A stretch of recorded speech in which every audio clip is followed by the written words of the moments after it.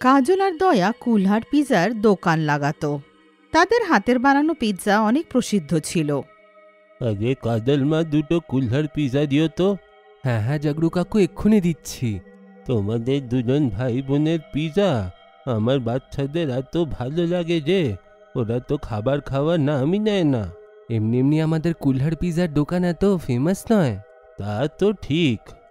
কাজল আর দয়ার কুলহার পিৎজাটা আশেপাশের গ্রামেও প্রসিদ্ধ ছিল। অনেক দূর থেকে লোকেরা তাদের হাতের পিৎজার স্বাদ নিতে আসত। এইভাবে সময় পেরিয়ে যায়। একদিন গ্রামের নিতিন তাদের দোকানে আসে। দয়া, আমি শুনলাম নাকি চকে আরেকটা লোক দোকান খুলেছে। ভালো কথা, সবার কাজটা যেন চলুক, আমি এইটাই চাই। দয়া নিজের কাজেই ব্যস্ত থাকত, অন্য কারুর কাজে মন দিত না। আর অন্যদিকে গ্রামে যে ঢাবাওয়ালা এসেছিল, সে দয়ার দোকানের বিক্রি আর সাফল্যের কারণে ঈর্ষান্বিত ছিল। একদিন ঝাগড়ু সেই ঢাবাওয়ালার কাছে খাবার নিতে যায়। রাম রাম ভাই, খাবারে কি আছে এটা একটু বলবে? মটর পনির, শাহি পনির, নান, কোফতা, পুরি, লুচি সব কিছু আছে। কিন্তু দামটা বেশি নয়? থাক থাক, এত টাকাতে তো দয়ার হাতের বানানো পিৎজা মাস অব্দি খেয়ে নেব। ঝাগড়ুর কথাটা শুনে ঢাবাওয়ালার লোকটা রেগে যায়। আর ঝাগড়ুর যাবার পর সে রেগে রেগে মনে মনে বলে, আজকে এই ধাবাটা খুলে দিয়ে 10 দিন হয়ে গেল, আর এই 10 দিনে 100 বারের উপরে আমি এই দয়া কুলহার পিৎজার কথা শুনলাম। আমি সহ্য করতে পারছি না, একে রাস্তার থেকে সরাতে হবে। এই কথাটা হতে কয়েকদিন পেরিয়ে যায়। আর কয়েকদিন পর গ্রামের একজন মহিলা যেই কুলহার পিৎজাটা নিয়ে দুটো কামড় দেয়, তার মাথা ঘোরে আর সে ওখানেই পড়ে যায়। আরে কি হলো? আরে বোন, উঠে যাও। আরে কুলহার পিৎজা খেয়ে তোমার কি হলো? দয়ার দোকানে যারা দাঁড়িয়ে থাকে তারা হঠাৎ সেই মহিলাকে অজ্ঞান হতে দেখে নিজের হাতের কুলহার পিৎজাগুলো সাইডে রেখে দেয়। তখনই ঝাগড়ু কুলহার পিৎজাটা খেয়ে দেখে। যেই ঝাগড়ু কুলহার পিৎজাটা খায়, সেও অজ্ঞান হয়ে মাটিতে পড়ে যায়। আর ওখানকার লোকেরা বুঝে নেয় যে কুলহার পিৎজাতে কিছু মেশানো আছে। আর গ্রামবাসীরা মিলে কাজল আর দয়াকে মারতে লাগে। একদিকে গ্রামবাসীরা তাদেরকে মারতে থাকে আর অন্যদিকে লোকেরা আশেপাশে পড়তে থাকে, কারণ সেই ঢাবাওয়ালার লোকটা দয়ার পিৎজাতে নেশার ওষুধ মিশিয়ে দিয়েছিল। তখনই লোকটা ওখানে আসে। এরা দুজনেই গ্রামে থাকার মতন নয়।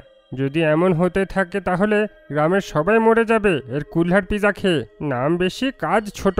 গ্রামবাসীরা কাজল আর দয়ার বিরুদ্ধ হয়ে তাদেরকে গ্রাম থেকে বেরোতে বলে। অসহায় দুজনের কাছে কোনো প্রমাণও ছিল না, যেটা দিয়ে তারা নিজেকে নির্দোষ প্রমাণ করত। অবশেষে তাদেরকে গ্রাম ছেড়ে যেতে হয়।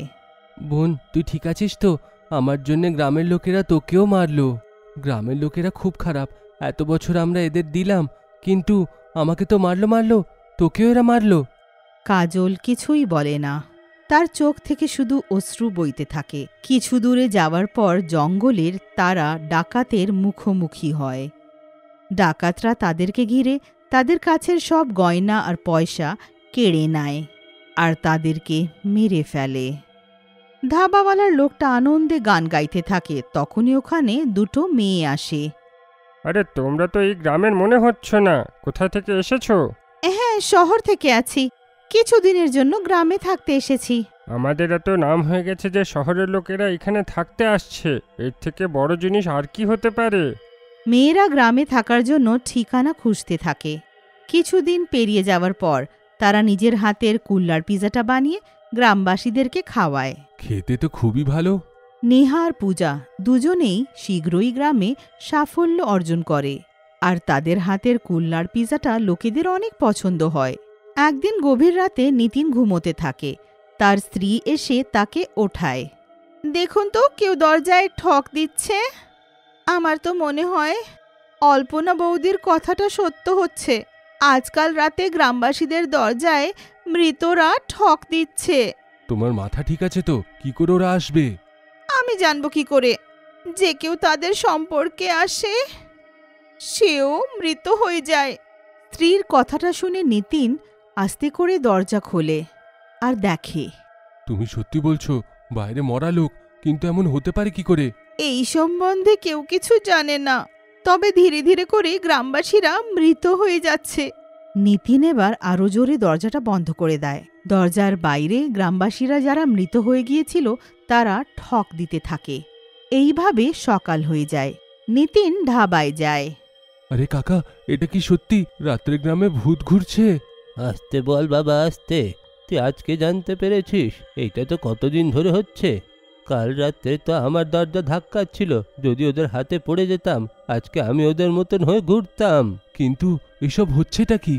আমি জানতে পারলে এইটা আমি ঠিক করে নিতাম না। কিছুদিনের মধ্যে গ্রাম নিশ্চয়ই শ্মশান হয়ে যাবে। এই গ্রাম আর থাকার মতো নেই। নিতিন কিছু বুঝতে পারছিল না, কিন্তু সে নিশ্চিত করেছিল যে সে এই রহস্যটার খোঁজ করবেই। এবার সে রাত হওয়ার অপেক্ষা করে।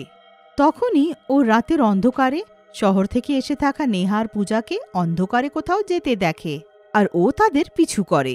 নিতিন দেখে যে দুটো মেয়ে নিজের রূপ পাল্টে নিয়েছে। এটা কি করে হতে পারে? দয়া আর কাজল ওরা মরে গেছে নাকি? গ্রামের লোকের থেকে ওরা প্রতিশোধ নিতে এসেছে। আমাকে কিছু একটা তো করতে হবে, না হলে এই গ্রাম সত্যিতে শ্মশান হয়ে উঠবে। নিতিন ছুটে বাড়ি পৌঁছয় আর সকাল হওয়ার অপেক্ষা করে। সকাল হওয়ার পর ও একজন তান্ত্রিক বাবার কাছে গিয়ে নিজের গ্রামের পুরো ঘটনাটা বলে।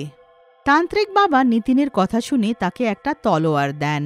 ওটা নিয়ে নিতিন গ্রামে ফিরে আসে। নিতিন, কি ব্যাপার? তুমি এত রেগে আছো কেন? আমি সব জানতে পেরে গেছি। তোমরা দুজন নিজের আসল রূপে আসবে নাকি, না আমি এমনই পিটতে থাকবো তোমাদের? কি বলতে চাও? আমি বুঝলাম না। পূজার কথা শুনে নিতিন বাবার দেওয়া শক্তিশালী তলোয়ার বার করে নেয়, আর যেই তলোয়ারটা নেহার গলায় লাগায়, দুজনে নিজের আসল রূপে চলে আসে। একজন দয়া আর একজন কাজল, দুজনে নিজের ভুতুড়ে রূপে। তো তুই সব জেনে নিয়েছিস, তবে আমাদেরকে মারতে চাস কেন? তার মানে এইটা নয় যে আমি নিরীহ গ্রামবাসীদেরকে এমন মরতে দেখি, পুরো গ্রামটাকে শ্মশান হতে দেখি। গ্রামবাসীদের জন্য তুমি এত দুঃখিত, আর আমাদেরকে যে এখান থেকে তাড়া করা হলো, তারপর তো কেউ আমাদের খোঁজ খবর নাইনি। আমরা যে কোথায় যাব, কোথায় থাকব, আমাদের কি হলো?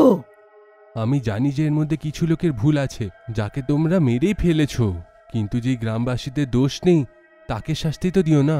কেউ খোঁজ নেবার চেষ্টাও করেনি। নিতিন আমার বন্ধু, তুমি সর্বদা আমার সাহায্য করেছ, কিন্তু আমরা এই গ্রামকে শ্মশান বানানোর নির্ণয় করে এসেছি। এখন অবধি অর্ধেক গ্রাম মুর্দা হয়ে গেছে।